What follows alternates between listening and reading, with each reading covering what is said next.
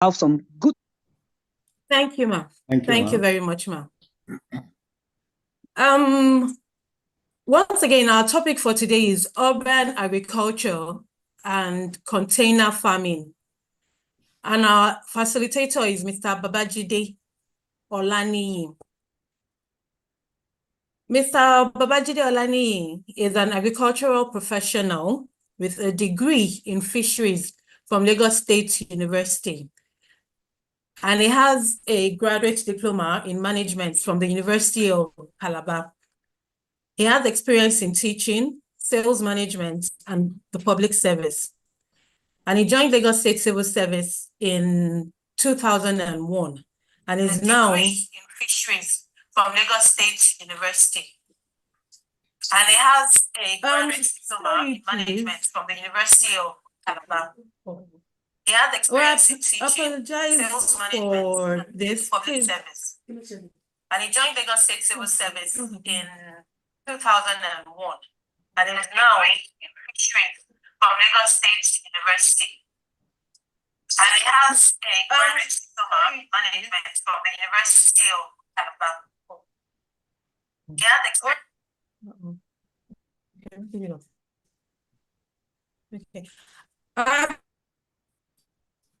apologize for that, please. I think it's network issue. I'm sorry, please. So like I was saying about Mr. Babajide, he agriculture in Lagos State, of course, and is currently pursuing a master's degree in aquatic resources and pollution management at the University of Lagos. Mr. Olaniyi Babajide, thank you once again for being on board, and the floor over to you, sir. Yeah, good morning, everyone. Good morning, sir. Good morning, ma. It's a pleasure having you on this meeting this morning on the topic urban agriculture and container farming. I hope the audio is clear enough. Can you all hear me? Yes. Good. So. Can hear you. Please go on. Yes. So the topic for this morning is urban agriculture and container farming. And it's a very important topic that needs to be discussed at this period in time in which there's so much farming and kind of hike in price of foodstuff. And it's something that everybody needs to sit up and go back to the, to that kind of farming that needs to be done at the backyard so that we can all have food on our table to eat. So that's why we have to come up with this topic, urban agriculture and container farming. And as it is, urban agriculture is just an innovative approach to food production that address the challenges of growing food in densely populated area. And that is why we need to just make sure that there is enough food for us all to eat. So, and with the current price in food prices in Nigeria, definitely we have to find a way out in which all of us have to have something at the back of our homes to, to plant, to grow, ranges from all these tomatoes and, with the current price of tomatoes and pepper and all the food stuff now, we need to do a backyard kind of farming. So, and for urban agriculture, we have different types. We have the rooftop gardens, we have the vertical farming, we have community gardens. Then there's what we call hydroponics and aquaponics. Then also we have urban beekeeping, then urban livestock. Those are all the forms of urban agriculture that we can all go into so that we can have enough food on our table. So with the rooftop garden, it involves transforming unused or underutilized rooftop spaces into productive green areas where fruits, vegetables, and herbs can be grown. And this garden can be simple container gardens, or more elaborate setup with raised beds and greenhouse. Yes, when we say rooftop gardens, we have some buildings that, yes, we do like a terrace in which most people build just for relaxation purposes on top of their, on top of their houses in the evenings and that kind of thing. But, this time around, it has passed that stage in which we just have to, underutilize that kind of space. So it's better off used now for agricultural purposes. That is why, rooftop gardens is now in vogue. You can have a small pot, all around, or even a bed in which you plant different kinds of vegetables and fruits. I can tell you categorically that most people these days, that we used to have a kind of a flower garden in those days in which to beautify your building aesthetic, but most flower gardens have been turned into a small garden for vegetables and all this stuff. And that is why and what we need at this time in which there's a kind of hike in prices of food. We need not to depend on just the big time farmers again. We need to go into it ourselves. Do it yourself and make sure you have something at the back of your house, so to put on the table as food. And that is why there's a pictorial view of a rooftop garden as shown on that slide. You can see that you have a small pots all around with different types of plants in it, especially like vegetable. Even you can put a pepper, onions, all these bulb onions, or anything you can just imagine. That's why most times this period now we have people planting even yams inside sack, and they put it all over this rooftop of all these rooftop spaces that is being underutilized before. So that's a pictorial view of some rooftop gardens you have there. A rooftop garden is essentially a garden on the rooftop of a building, as I've said earlier. It's man-made green spaces on the topmost level of residential and commercial structures. Yes, those structures normally are built for aesthetic, just for relaxation in the evening before. But this time around, as I've said earlier, all needs to be converted into a green space for vegetables and for various plants that can be, used as food. So the benefits of these rooftop gardens. Benefits of rooftop gardens now includes one. We have about 4 or 5 that I can talk of. We have the food production. Rooftop gardens can produce significant amount of fresh produce. Yes, you can imagine you having a rooftop and you have different types of plants, vegetable, fruits, and you go there and you just harvest a little, go into your kitchen, use it to cook, and you eat fresh things all the time. So food production is one of the benefits of that rooftop garden, because it produces and you contributing to local food. Not even if by the time you start doing it and you have to give it out and sell it out to some other people, depending on the volume of the planting you did or you've done on that space that you have. So it contributes to local food supplies and reduce dependence on imported food. By the time you have that on your rooftop, like tomato, let me cite an example of you having a tomato garden on your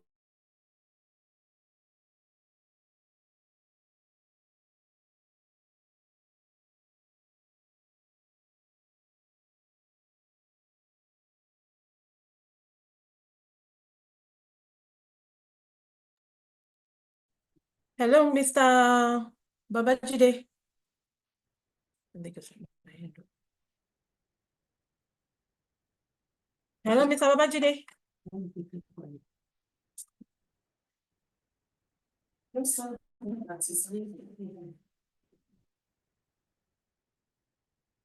I apologize for the break. I think it's the network issue from the facilitator's end. So please kindly indulge us. Of that building, because most of the plants would have to, absorb that heat, lowering the energy cost for cooling yourself inside the building.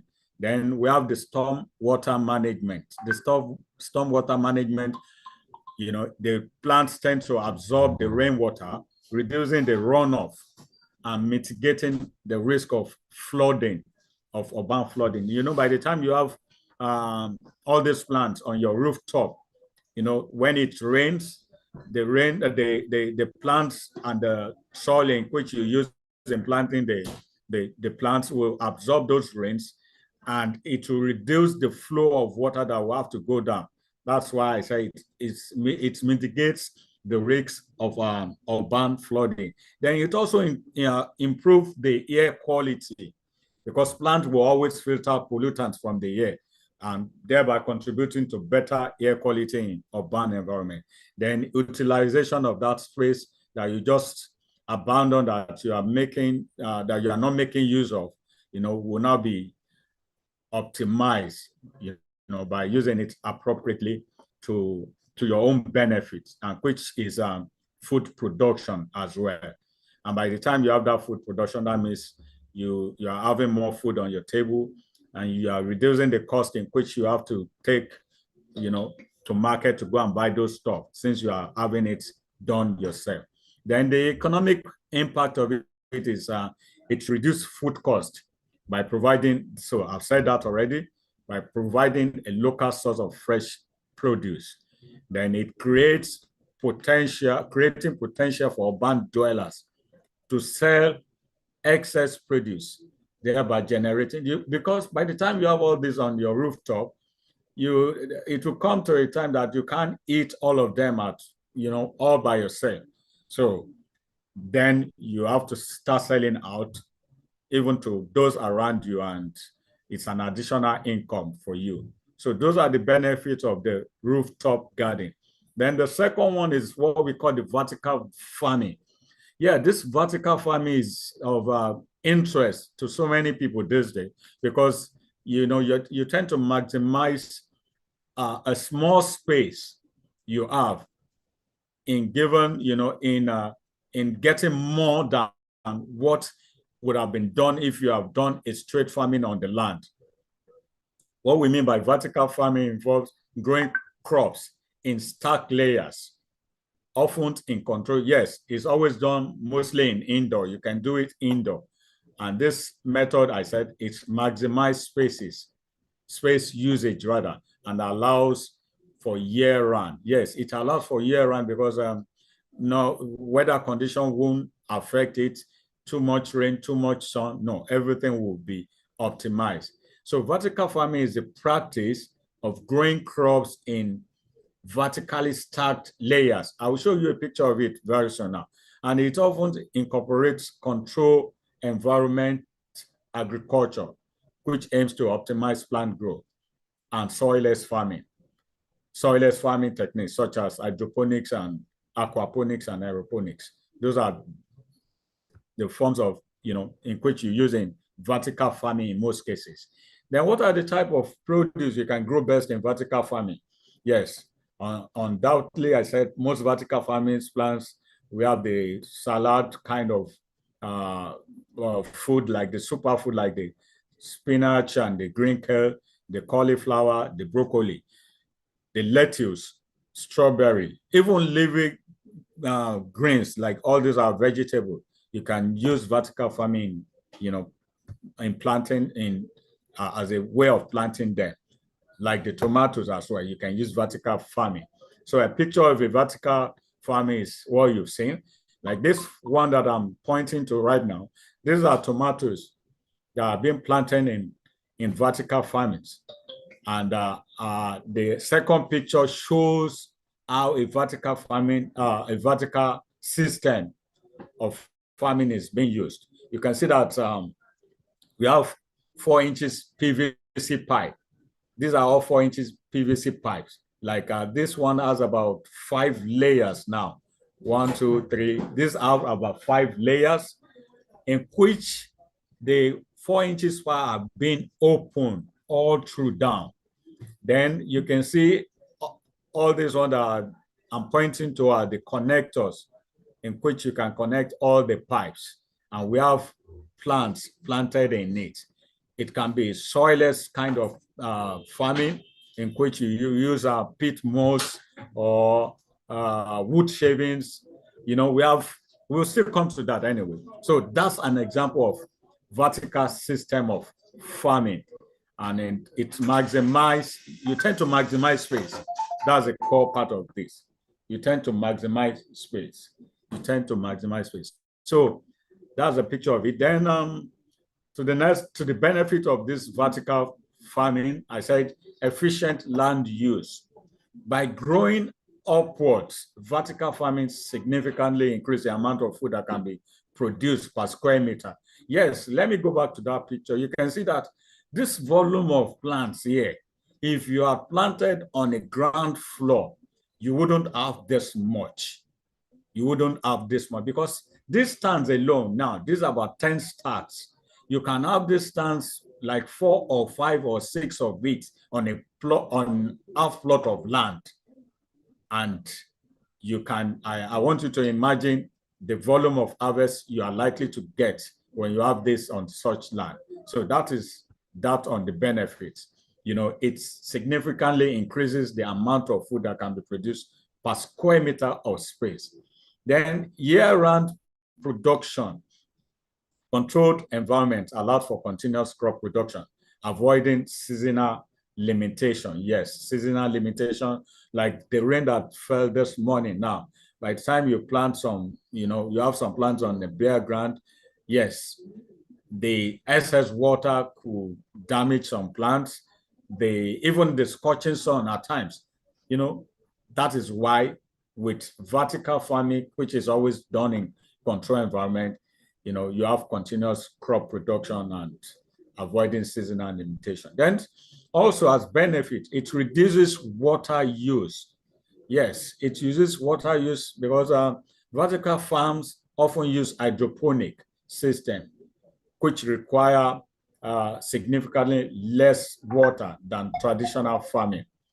Then also it reduces transportation. It reduces transportation cost. Yes, growing food close to urban consumers reduces the transportation cost and emissions, addressing the issue of high food prices and logistics in Nigeria. Definitely by the time you have 4 or 5 stands of this, even at the back of your house, you know, you can imagine the volume of harvest you're going to have, and it will reduce the cost of logistic in moving such harvest to, you know, to urban area when, you know, the plants itself, the harvest itself is even done within the urban area itself. So those are the benefits of vertical farming. Now to the economic impact, you know, it tends to stabilize food supply. Yes, by the time you have all this, even within your environment, food supply within that area is stabilized, and the effect of seasonal and climatic variability is taken care of already. Then you tend to create new employment even within that environment of yours. For those young graduates, the secondary school leaver that don't have anything doing, that's, you know, you tend to engage them so that they won't be idle. So that's creating new employment opportunities within that your area. And that's the economic impact of vertical farming. Now to the next one, which is the third form of urban agriculture. We have the hydroponics and aquaponics. Yes, hydroponics is has to do with growing plants without soil. You know, people will wonder, how do you plant without soil? Is it possible? Yes, it's very possible. So that's what we call hydroponic, growing plants without soil, using nutrient-rich water solutions. Yes, that's what we call hydroponic. Then we also have aquaponics, and this one has to combine hydroponics with aquaculture. That's fish farming now. That's aquaculture, means fish farming in a symbiotic environment where fish waste provide nutrients for plant. Fish waste will always provide nutrients for plant. We'll still go down a bit on that aquaponics, though is aquaponics and hydroponics and aeroponics are extensive on its own, but we'll just highlight briefly on each of those things. So the key components for hydroponics, we say the growing medium. Typically, we use inert media like rock wool, like the perlite or the vermiculites to support the plant growth. That's what we use, you know, in hydroponic. And normally, the fertile is primarily used to aerate compost. It's excellent for creating a free draining, kind of compost for plant that needs good drainage. So, and apart from all these growing medium, you know, we have soilless media normally can be inorganic, it can be organic, and it can be synthetic. The organic will include the inorganic. Yes, I would say it will include sand. It will include gravel or pebbles. You can use gravel or pebbles to even grow your plants. Then we can use perlite and the rock wool. Those are all inorganic media for hydroponic system of farming. Then the organic part of it, the organic media, the soilless media, I said, can be either inorganic, organic, or synthetic. The organic media will have to do with the rice hull, the rice husk, or the pit, or even sawdust, or the coconut coir. The coconut coir is the shaft by the time you remove your coconut itself, those shafts from the coconut, you know, they tend to use it with hot water, and it turns out to be a kind of soil-like thing, which is a medium for growing plant. That's why we call coconut coir. So those are organic medium for growing your plant. Then the synthetic, we have the sponges, we have the absorbent plastic fibers. So those are all the medium for that. Then also the key component for hydroponics, I said the nutrient solution. That has to do with a balanced mixture of water and dissolved nutrient adjusted for pH and electrical conductivity. So then the water delivery system, this can either be NFT or DWC. So then, to the benefit of hydroponics, efficient use of water, it uses significantly less water than the traditional soil base. Yes, you don't need much water for hydroponics, just a little, and you see your plant growing. Then the plants tend to grow faster. Then space efficiency. In a small or unconventional spaces, you can set up an hydroponic. Then it reduces pest and disease.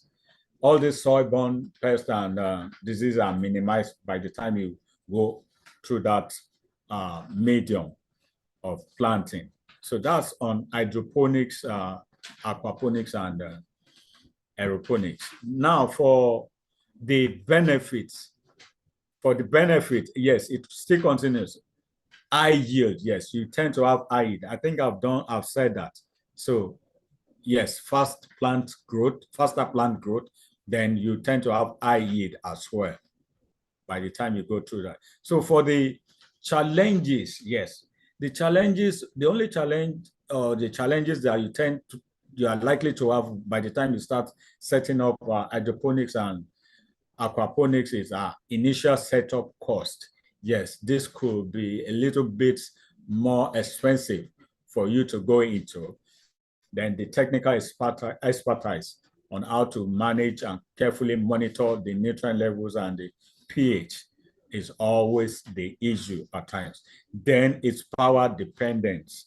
So, and you know, though we thank God that light has been stable in most parts of the country now, except that the tariff on it is much. So those are the challenges you are likely to have on hydroponics and all those stuff. Then the urban beekeeping. Yes, this is very interesting also because it involves you maintaining bee colonies in urban environments. Bee plays a crucial role in pollination, which is essential for the production of many crops. So by the time you have your vertical farming in your compound, and at the same time you have what's it called, a beekeeping also within that same environment, you tend to see there's cross-pollination even among your crops. And by the time you have cross-pollination, you know, you tend to have better quality and yield of your fruits and your vegetables and your flower through that effective pollination. Then honey production, it provides a source of local honey, which you can use for yourself. It's good for so many dietary purposes, and as well, it can be sold even within the community. Then the biodiversity of it contributes to urban diversity, supporting a variety of plants, as I've said, through cross-pollination. Then the economic impact, the supplementing income through the sales of honey and other bee-related products. Yes, by the time you start selling your honey, you know, you tend to have more money in your pocket and more good, you know, to go into other things, especially some other crop farming as well. Then it improves crop yield. I've said this. Then the last part of it, of this urban agriculture, all we're still talking about is urban agriculture. We've not even talked about the container farming. So for urban agriculture, the last part of it is this urban livestock, which, yes, I know most people do this one way or the other. We have people keeping chicken within their environment, even if it's the local one or the broiler or the cockerel or the layers, you know, one way or the other, we have so many people going into, you know, this urban livestock. And we have some that even have goats within their compound, rabbits also within their compound. All these animals provide source of meat, milk, eggs, and other products. You know how much a crate of egg is now. By the time you have layers, even if it's just 20 or 50 birds as laying layers, it's something, and it will alleviate the problem of you going to, you know, put down that hard-earned money of yours on eggs, because a crate of egg is about 4,000 plus now. That is big. So then for rabbits, yes, I think we had a Zoom class on rabbits not quite long. Rabbit is a good source of meat, especially for those on the hypertensive level, you know, and it has a low cholesterol. So you can go into rabbit, even if it's just 2 rabbits. And rabbits are so prolific that by the time you even start with 2, before you know it, you have a full house of rabbits. Likewise good. So urban livestock is something that needs to be encouraged by everyone as well. Now to the benefit, yes, I said for urban livestock, food production, yes. Waste reduction, that this animal can consume food scraps, yes. That means you won't have to waste food or anything within the house, because like goats now, they will always eat most of these things. Then nutrient cycling, animal manure can be used as fertilizer for urban garden. enhancing soil fertility. Then the economic impact of it, it reduces household food expenses, generating additional income, creating opportunity for small-scale urban farming business. So those are all the benefits. So in summary, implementing this urban agricultural practice can significantly mitigate the impact of rising food prices in Nigeria by increasing local food production, reducing dependence on import, and creating economic opportunity for urban residents. Now, let me just cite an example, like 2, 3 or members of this platform right now listening to this lecture. Mr. A has urban livestock, like the layers within his compound. Mr. B has a beekeeping. Then Mr. C have a rooftop garden. By the time, in a cluster like that, all of you have something, doing differently. You complement each other. That you won't need to, you won't need to go to, far to get most of those things on your table. So that is that on urban farming.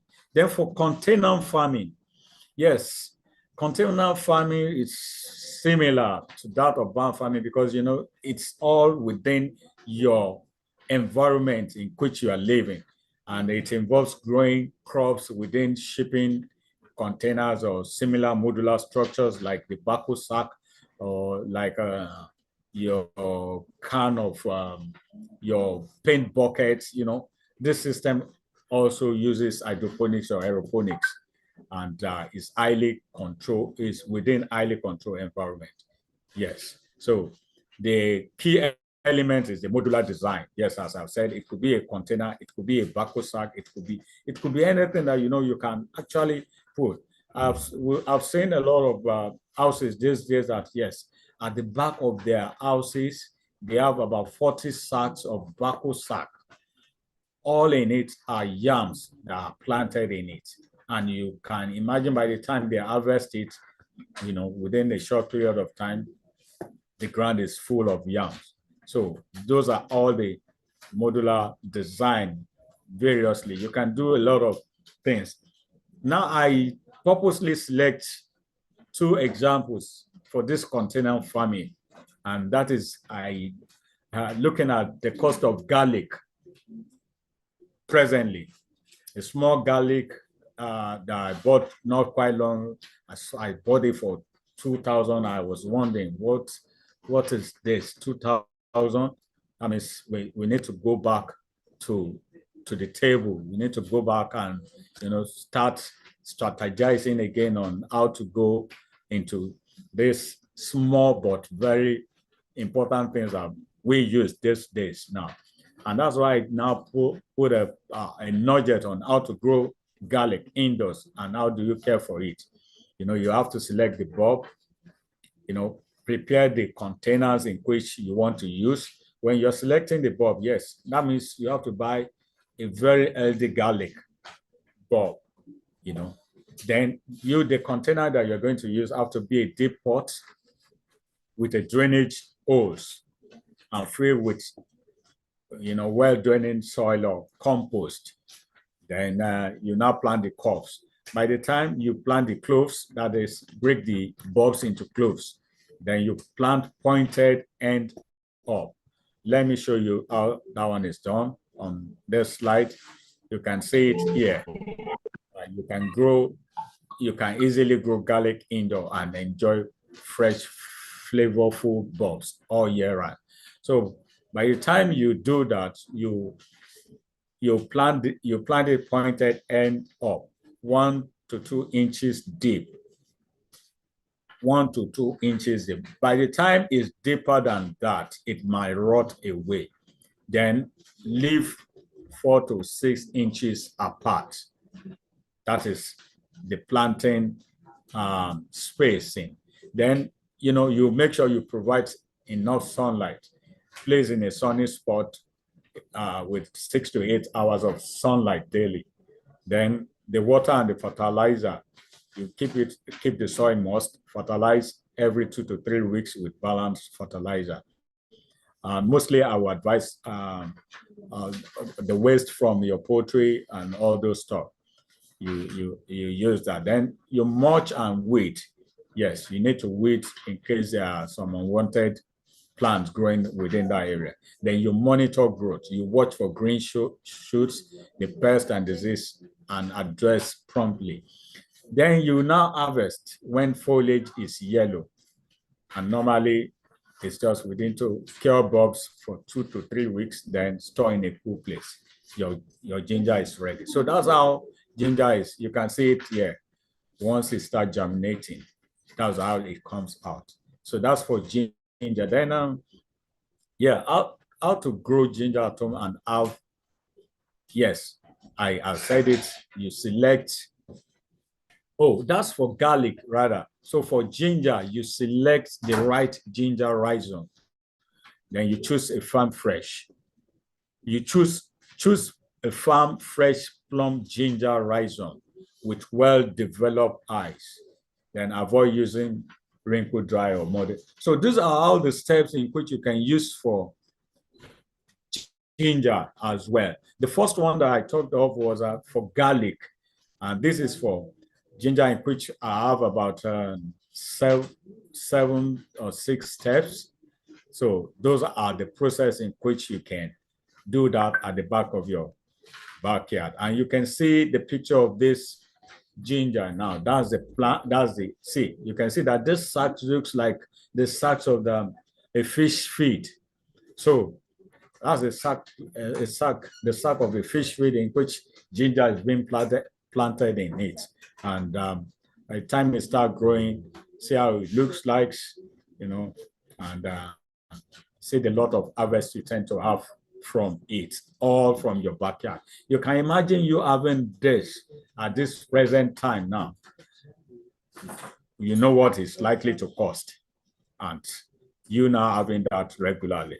So it's an additional income for you, apart from you getting to use it yourself for your condiments and all those stuff. So that's for ginger. So then on that container farming, yes, you have to take care of this climate control. That is why in some advanced system, we have an IoT sensor. We call it IoT sensors. The IoT sensors simply means the Internet of Things sensors. And this tends to revolutionize smart agriculture. What this IoT sensor tends to do is just, you know, on each of these, now going back to that ginger, let me go back to the ginger. On each of these ginger, you have each sensor on each. It's the sensor that will relay back to you that for this ginger in the first bag, there's too much sunlight or there's too much water in bag B.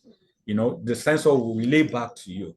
By the time the sensor relay back to you, you know, you now know what to do. That okay, back the one in bag A or in the pot A is having too much water, while the one in pot C is having too much sunlight.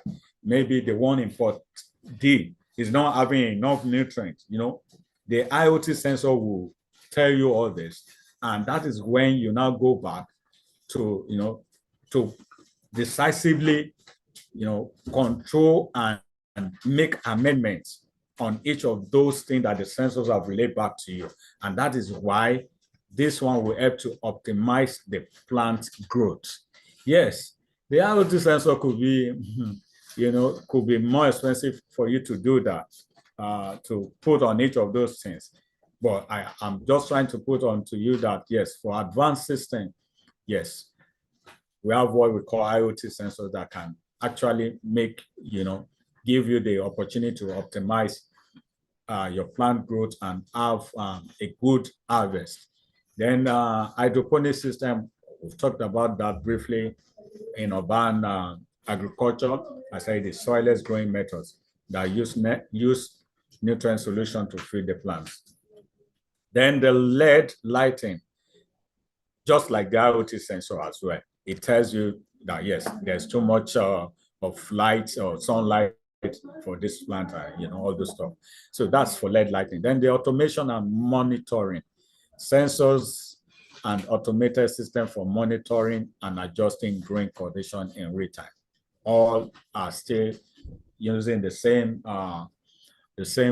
technology with this IoT sensor, the Internet of Things. So that is that on container farming. So the benefit, highly efficient use of space and resources, all year-round production, regardless of external weather condition. And it can be set up in non-traditional farming areas, such as the urban setting or desert. Then it reduces water usage compared to traditional farming. The challenges are initial investments. Yes, that's when you want to consider you using IoT sensors on your plants. Then that means that's high initial investment for technology and infrastructure. They're energy intensive due to the need for artificial lighting and climate control. Then it requires technical expertise for maintenance and operation. Then while also potentially limited crop variety compared to traditional farming. Then the combined impact of both urban agriculture and container farming. It contributes to sustainable food system by bringing food production closer to consumers, reducing the environmental impact of transportation. Definitely you can, that, yes, the cost of logistics in bringing food to the urban area is much. You can imagine when a trailer load is coming from north with tomatoes and all this fresh pepper, by the time it gets to Lagos, the cost of transportation alone will be added to it. But by the time you have it at your backyard, you've taken care of that cost of transportation, because there's no need for you to get it transported to you. So you just go back and, get it harvested, and you have it fresh on your table. So, and also it offers educational opportunities and can enhance the resilience of urban areas to supply chain disruption.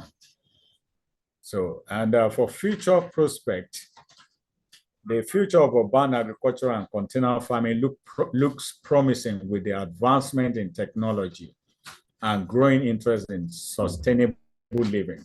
Yes, innovations such as the improved LED lighting, like the IoT, and more efficient hydroponic system, and better integration with urban infrastructure. All these are the future prospects that we are likely to get from we practicing urban agriculture and container farming. Thank you very much. Is question, please, and get across to you back. Thank you, Mr. Babajide. Yeah. We appreciate the educative talk. Very, very educative. I would like to just quickly give a recap of the topic once again, which is urban agriculture and container farming. And like Mr. Babajide told us, there are innovative approaches to urban food production. And for urban agriculture, the different elements he talked about were community gardens, rooftop gardens, for those of us that have space on top of our buildings, vertical farming, hydroponics and aquaponics, urban beekeeping, and urban livestock. And he mentioned the benefits, which include food enhancements, the security, it improves urban biodiversity too. It reduces food wastage, and the challenges he mentioned are limited spaces and soil contamination. And it won't need a lot of space to do the this type of agricultural farming. He also talked about zoning regulations and the high setup costs, that it's quite expensive to set up. Then he talked about container farming. He discussed the modular designs, the climate control with the Internet of Things sensors. To be honest, I've never heard of that before. So thank you, Mr. Ola, for explaining that to us. Then he also talked about the hydroponic systems, the LED lighting, and the automation and monitoring. The benefits include efficient space and resource use, year-round production. So we would always have whatever plant, whatever crop it is that you planted, you always have it year-round. It's also suitable for the non-traditional areas, and it reduces water usage. So you don't need a lot of water to water the plants. The challenges are high initial investments. It's quite costly to start. It's energy intensive. It requires technical expertise. In other words, you can't do it by yourself. You need a specialist to do it for you. And the crops that you can plant on this type of agricultural farming is quite limited. So right now, I thank you once again, Mr. Olani, for the wonderful presentation.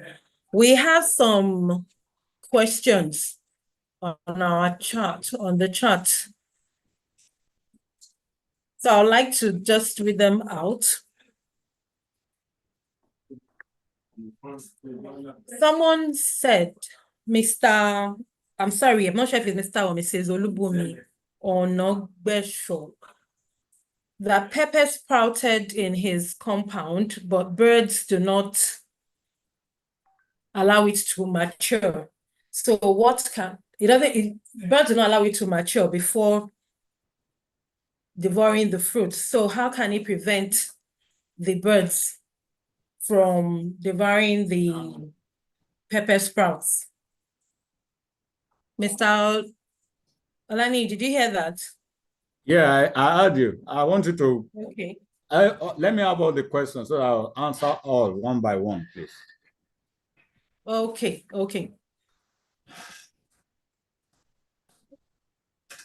Another person, Ms. Omotayo. How do you accurately project what is to be produced such that you do not overproduce or underproduce? So I think she's talking about the crops that she would have to produce. So how would you know how much quantity so that you won't have too much or too little? Did you get that, sir?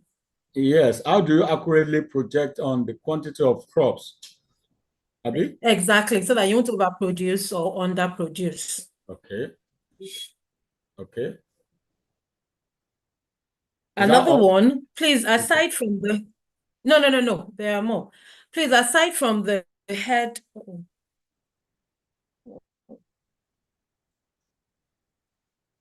Where can we get the alternative to soil for sack or bucket farming? Where can we get alternative to soil? Okay, for sack or bucket farming.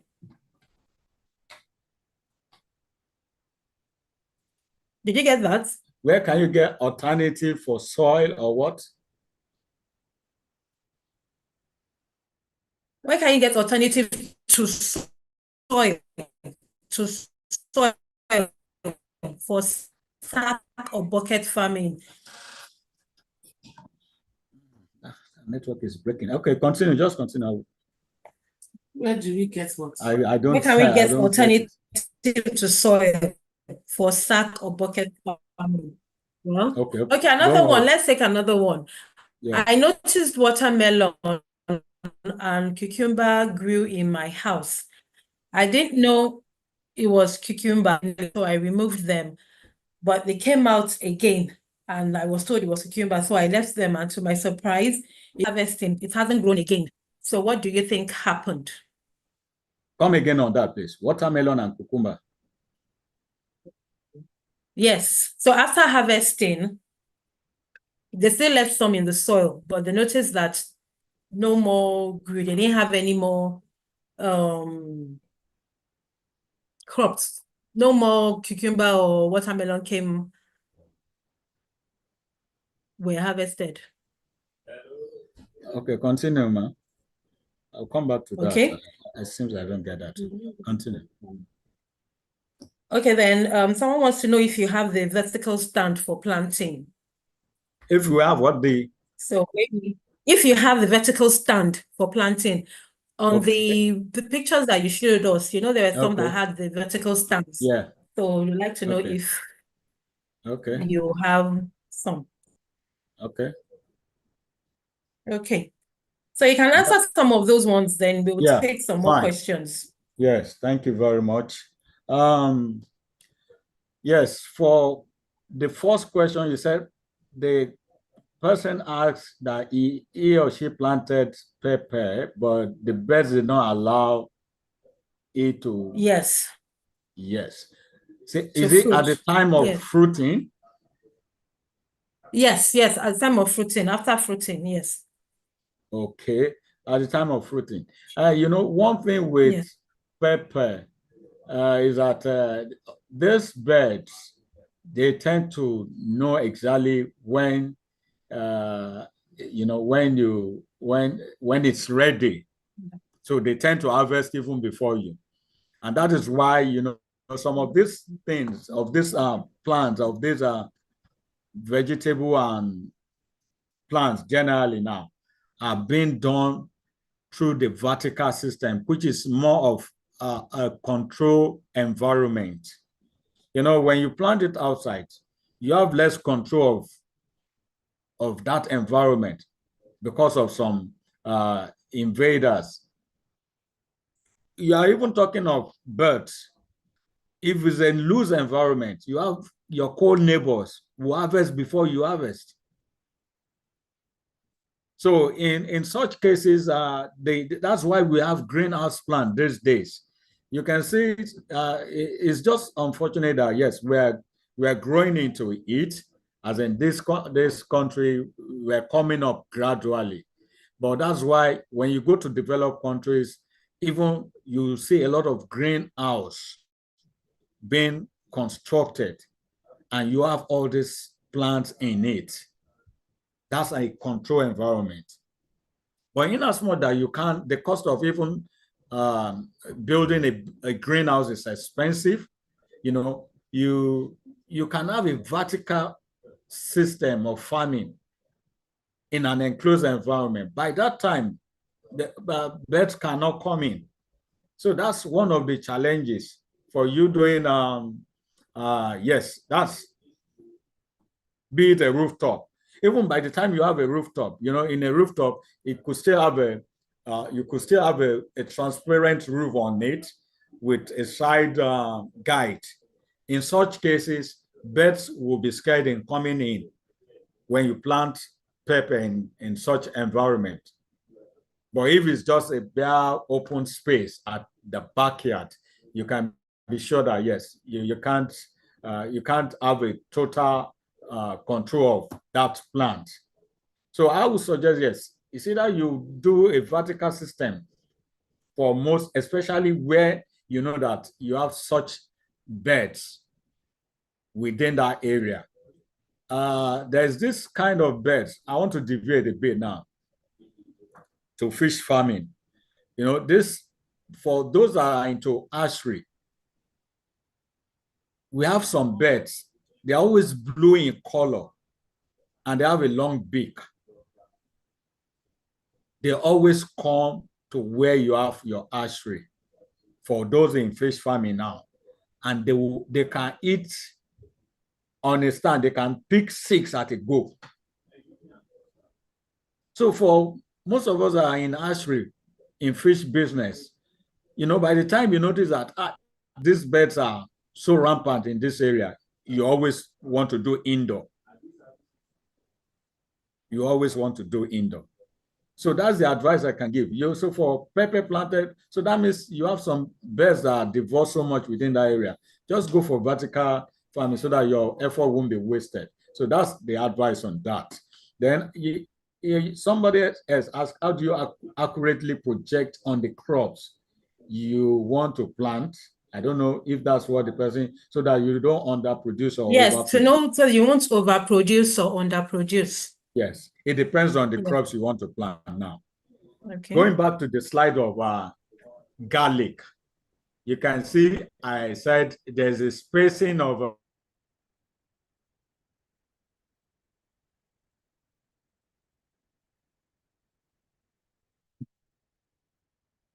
Hello, Mr. Hello? Uh-oh. Okay. let me go back to that. Hello, can you hear Yes, me? we can hear you now. Yes, I said, oh, is the audio still good? Is the what? Hello? Okay, I can hear you now. Is the what? So Okay. I said, is the audio good? So 4 to 6 Yes, it's very inches good. apart, 4 to 6 inches apart for your ginger. You can see it here. So it depends on the crops. That's for ginger now, 4 to 6 inches apart. Some might not even be up to that. Some might be more than that. So it depends on the crop you want to plant. That's when you now say, okay, I have half plot of land, and this is what I want to do on it. So the spacing matters a lot. It matters. So that's what will determine if you are going to underproduce or overproduce. And in most cases, by the time you have a smaller area and you are overproducing, that means those crops might not do very well. They might not do very well. So I hope that answered that question correctly enough. Yes, I believe Now, so. yeah. Now the third one, you said, where can you get alternative? I don't seem to understand that. Alternative to soil or bucket. I don't understand that truly. Maybe that person can rephrase that question. Then for the Please other kindly question, rephrase the question. I'm not even sure the person that. The person is asking where she Maybe can maybe get where she can get the soil soil. from. Yes. Maybe that's what she's asking, where she can get soil from.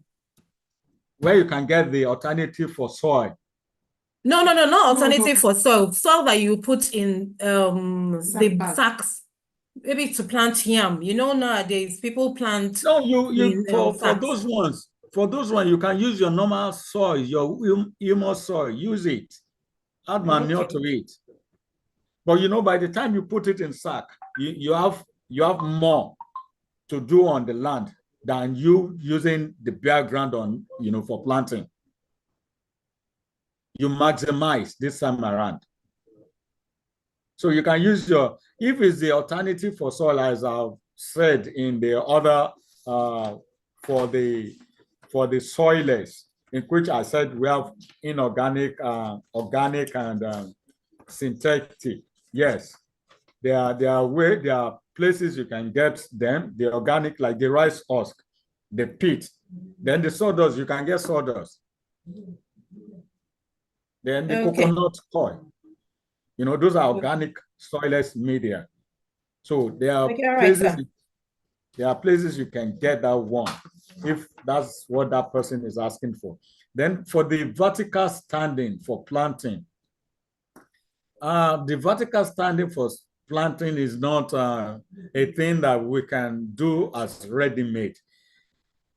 We have to assess your area, the space in which you want to use to build that vertical standing. It's something that can be built, wherever you are, because we are going to make use of all this waste pipe, the 4 inches waste pipe.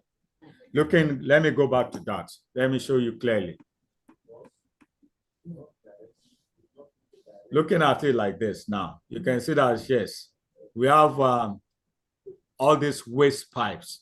Then we have the T, all the plumbing material That's what we use mainly for it, to build the vertical, system of farming. So it depends on your space, and that's when we will now use if we can do a 2-layer or a 3-layer or 5-layer, depending on your space. Then if we are going to put 2 or 3 stands of such stand within that space you have. So it's not as if it's a ready-made thing that we need to just construct it by the time we assess your space, the available All right, land. sir. Thank So you. that's that. I guess I've Okay. answered all. There are more questions. There are some more questions, so let me just quickly take them. How do Okay. you prevent rats from eating your watermelon crops when you've planted your watermelon? How do you prevent rats from eating them on the farm? That's one. Then which crops can be planted using just flower pots where everywhere is cemented? Which plants? Which crops can you plant in flower pots? Okay. Flower pots. If you don't have a soily environment. Do you understand? Okay, then Okay. another one. You mentioned that to cure garlic at harvest, that you can cure garlic at harvest. So how is this done? Maybe you can just quickly give us a short explanation on that. To cure garlic. Yes. During harvest, while you're harvesting it, how is it done? Okay. Okay. Is that all? Then, apart from using the head of the yams to plant, is there any other part of the yam that you can use to plant the yam? Okay. All right.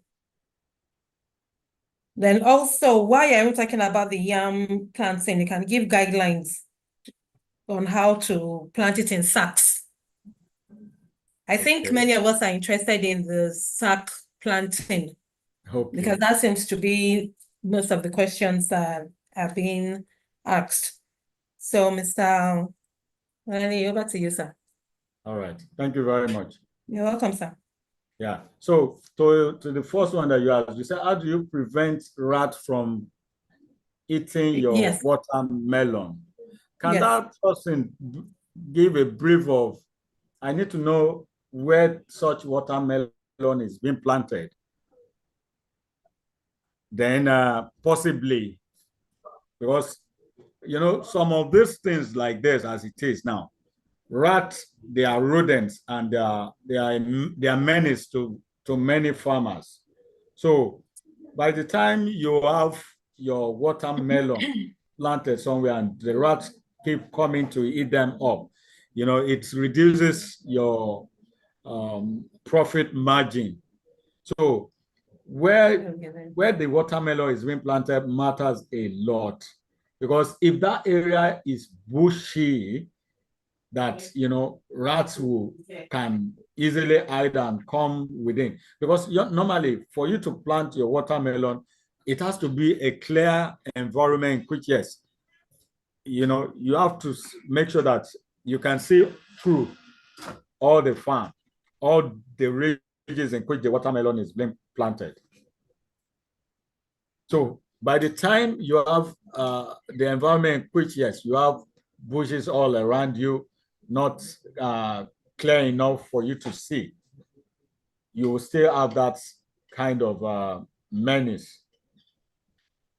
So that's that on that. So on that watermelon, rats eating your watermelon, I think that person needs to just make sure that environment is clear enough.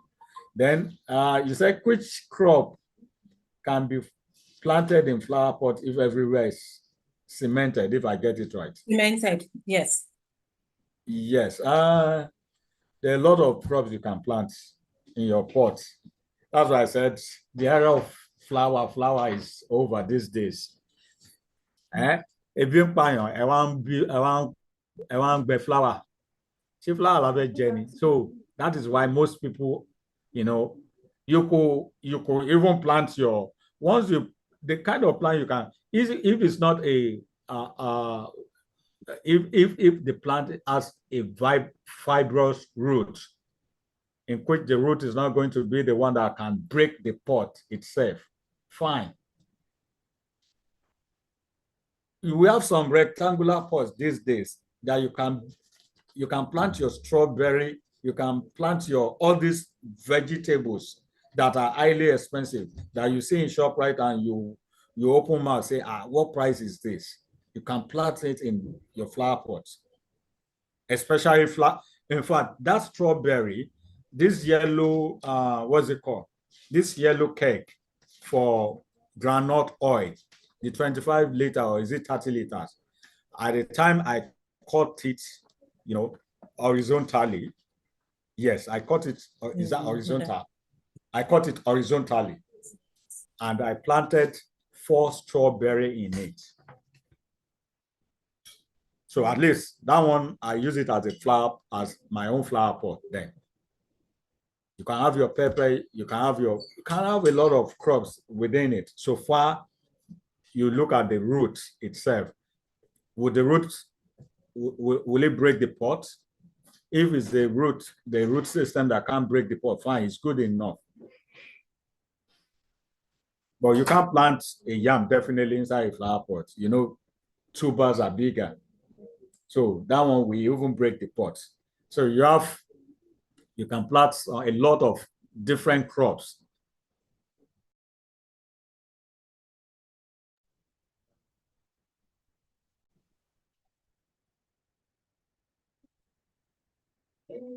Hello, sir. Hello. Yeah. Yeah. Okay.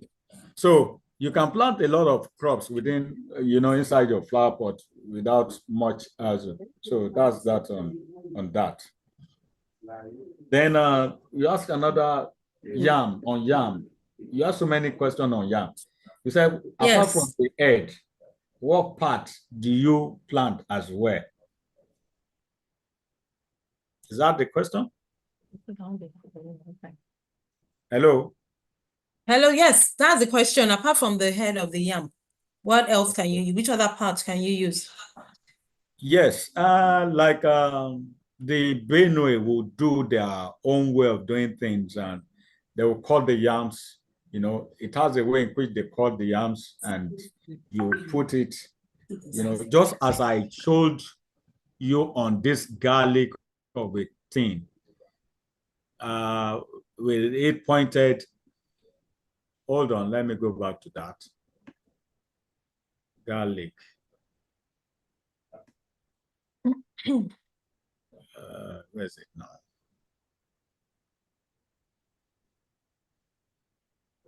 See the way this garlic is being planted now. We have some several. Hello, sir, we didn't hear this. Can you hear me now? Yes, I can. Yes, we can. The way this garlic is being planted now, we have ways in which you can cut your yam and you point it end up into the soil and you cover it, it will germinate as well. Why the common way of doing it is you using the head of the yam itself, burying it inside the soil and cover it up. But the major thing that I always advise for those going into yam tuber is just make sure that, yes, wherever you want to do your yam, make sure you have enough soil that the yam can keep, you know, its thrust going down. By the time it keeps going down, it tends to be bigger. But by the time it's, you know, the soil is limited and you don't have, you know, that's when you have small tubers coming out after the harvest. So for yam, for planting yam, you can either cut in pieces, small by, you know, little by little, and point it just the way it is done with this garlic now, and it will germinate. Or you use the head part of the yam, and it will also come up as well. So that's that on ways in which you can plant yam. Those are just the two ways that you know, most people plant and you get good result from. Okay, all right, thank you. You're welcome. I hope I've answered everything like that. There are still some more questions. Though time is well Let's spent. take one or but two more. Let's Let's just just quickly take one. take. Hello, ma'am. Yes. I want to ask a question. Hello, ma'am. Oh, sorry. Yes, please go Raise on. up my hand to ask a question. Oh, okay, Mr. Uh, Sholanke, I'm sorry about that, please. Okay, thank you, ma'am. Yes, All right, thank sir. you, ma'am. Thank you, sir. My welcome, question sir. is, what time of season can we plant yam, especially in the bag? I learned is between January, March. Can we plant anytime in the bag for yam? One. Then two, I did that question you are asking that is that by the head. We know how to plant the head, but the other part of the body of the yam, beside the head, how can we plant it? Is it the white one that will come up or the cover one? That is second question. The third question, ma, please, I want to ask if this program can come up any other time beside Wednesday, that they can relate it for us. If we miss it on Wednesday, we have opportunity to watch it again any other day. Thank you. Oh, yes, I'll put it on the chat. You can watch it on YouTube. YouTube. And the slides will be forwarded to the platform. Okay. So different platforms, sir. But Yes, ma'am. to make it easier and faster for you, sir, you can just go watch it on YouTube. Okay, ma'am. All right, sir. Okay, Thank you. thank you. So, Thank you. Mr. Can you please answer his Yes. question? Yes. Yes. I will start with the question he asked. I think the second part of it, in which he said, what time? You know, we talked about control farming somewhere. You know, with control farming now, you can actually do your farming at any point in time in which, you know, you would have taken care of the environmental influence or the adverse effect of the environment on such plants. Definitely, when the rain is much like this, ideally, it will not be advisable that you start planting yam like that all the time. But, you know, with control environment now, having, you know, a moderate sunlight, water, you know, source of water, enough air, yes, you can do your planting most times at any time. For yam, you can do it anytime. That's why for this control container farming of a thing, by the time you have yams at the back of your house, you know, or within an enclosed area in which you know there's a little sunlight coming in, enough water for the yams inside it, because definitely by the time you plant in bags, once in a while you put water yourself. So, hello. So you put water yourself. We can hear you. We can hear you. Okay, so that is that on that. So you can do your planting at any point. Then asking about which part of the yam will you plant apart from the head. I said it by the time you cut your yam in pieces, just as if you want to cook it, but you know, in kind of triangular form, in which that edgy part of that yam will be the one that will be to the ground. You won't peel the yam, definitely. It will be with the peel, everything. Instead of you eating it, you now, you know, put it back to the ground and, you know, you cover it with soil. It germinates from there as well. Okay. So that's for yam, you planting apart from you using the egg. I think then the third question goes to the admin itself. So I think I've answered the two questions that has to do with me. Yes, so we'll just take one more question. Just one more question, please. Mr. Abdul Wasi, I'm sorry, Ola Kwazim. Please ask your question. Can you unmute yourself, please?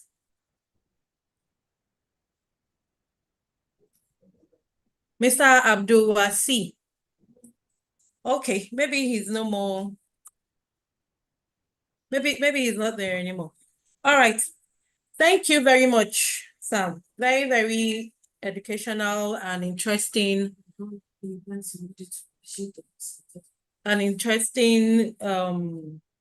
topic and presentation. We appreciate it, sir. You're welcome. All right, sir. On this note, would be appreciative if someone could kindly give us a thank you on everybody's behalf.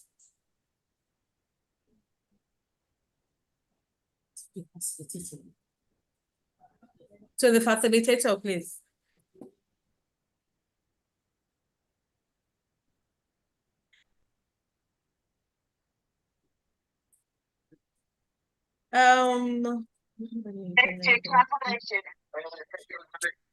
Hello. Yes, please. Thank you.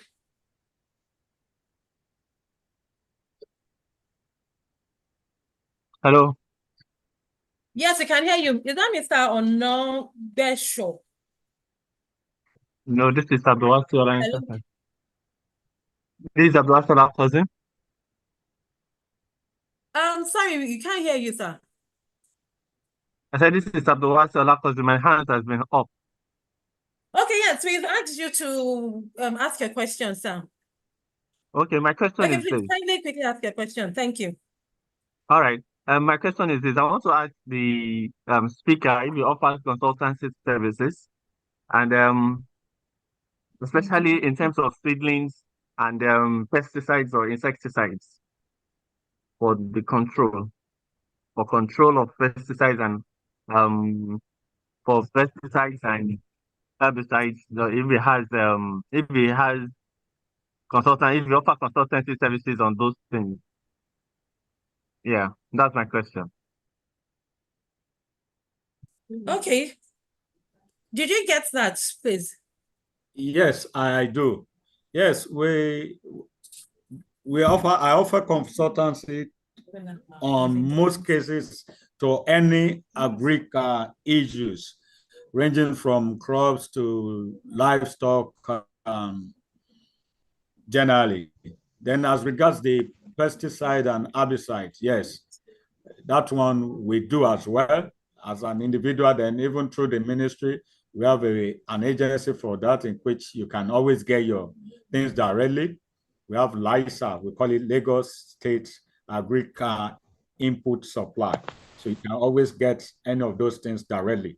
Though, for you to get those things, you have to be sure of the kind of pesticide that you need or the pest you want to control so that we can advise you. So, but generally, if you have any issue, you can as well reach out to me and I will advise and help you out on it.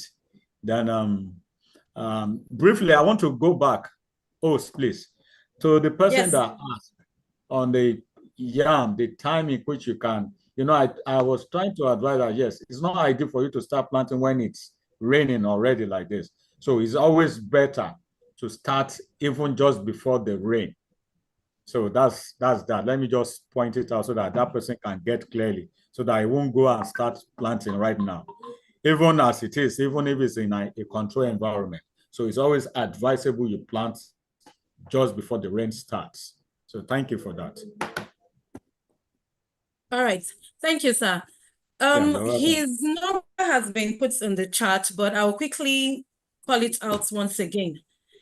081 44 50 0001. 0814 450 0001. So that's his. You can also get him on his WhatsApp through that number. August 10. On that note, we'd like someone once again to please appreciate the facilitator. Okay. So on behalf Thank you very of much. participants, we really want to thank our facilitator, Mr. Babajide Olani Yashupa, for the knowledge you've imparted in us this morning, sir. I'm quite sure that there is nobody here that wouldn't have been well briefed and have learned, and I've also decided that at least I want to do one or plant agricultural product. So on this note, once again, we want to thank you, sir. We want to thank the organizer as well for impacting this knowledge onto us. Thank you and God bless you. Have a wonderful. Thank you very much, ma. Thank you very much. I really appreciate that. Thank you. God bless you, ma. Everybody should unmute. Okay. Everyone can kindly please unmute so that we'll say hello to each other. I greet all Good people morning, there. good I morning, good enjoy morning the once program. again. Hello, good afternoon. Hello, good Good afternoon, I'm sorry. Hello, good day. You. Good Good day, afternoon. good day, good Mr. day. Dada, Good I extend my afternoon. Thanks, special everybody. greeting to you. I Good hope you do well. Join the Good program. afternoon. Thank you, Good Mrs. afternoon. Rodola, as usual. Thank you. God bless you all. Thank Good you afternoon, very ma. much. Thank God you. bless Nice you. meeting more of this. Thank you, sir. Thank Thank you. you. Thank Thank you, you. sir. Thanks. Dada, we You happy all. to hearing you Appreciate you. in Lagos. I pray you will still stay with us in Lagos, not going to Abuja. I'm still expecting more from you. All right. Thank you very Thank much, you. everyone. Just a gentle All right. reminder that we meet bi-monthly. So in 2 weeks, we're going to meet again by the grace of God to talk about health, something on health. So we look forward to seeing everyone once again. I appreciate your presence. Thank you very much and remain blessed. Thank you, Mrs. Bye Rodala, for for now. staying Thank with us in you. Lagos. Thank you. We are enjoying Thank you you. very All right. much. Bye.